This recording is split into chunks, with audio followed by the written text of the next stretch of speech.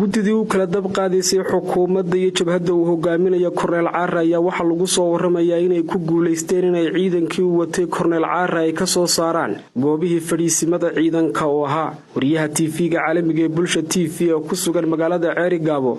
ayaa waxa uu soo sheegayaa in gudidaasi ay saaka ciidankii u watay Korneel Caare ay ka soo saareen buuraha gobolka Sanaag waxaana uu yiri Tiglan wararka ugu dambeeyay jabhadda uu hogaaminayo Korneel Caare oo muddooyinka ugu dambeeyay ku sugnayd buurta Tabca ayaa saaka subaxnimadii hore ka soo baxday buurtii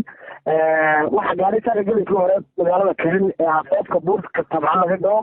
mas'uuliyiinta maamulka gobolka Sanaag uu hogaaminayo barasaabka iyo sidoo kale guddiga dhexdhexaadinta hadallada jabhadda uu hogaaminayo Korneel Caare iyo xukuumadda Soomaaliland oo muddooyinka ku sugnaa gobolka Sanaag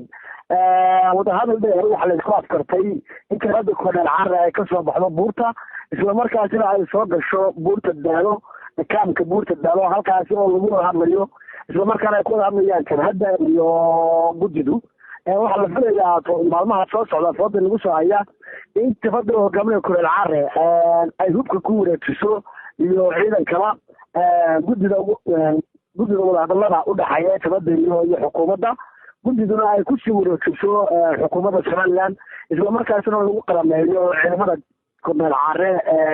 halkaasi ayaa la filayaa toddobaadada soo socda in barxad marka ma ciidamadii Caare ee ku sugnaa buuraha gobolka Sanaag ayaa buurii ka soo baxay baad leedahay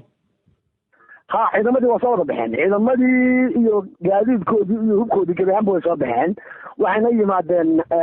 magaalada Karin oo Daalo ku dhow waxayna tageen kaamka Daalo meel la yiraahdo halkaas baa la doonayaa in lagu qameeyo maalmaha soo socda insha Allah bidniya Karin in markaa ma ciidankii oo dhan baa la qalameynaya mise qaar baa laga tagayaa ciidankiina la qalameeyo gabaanba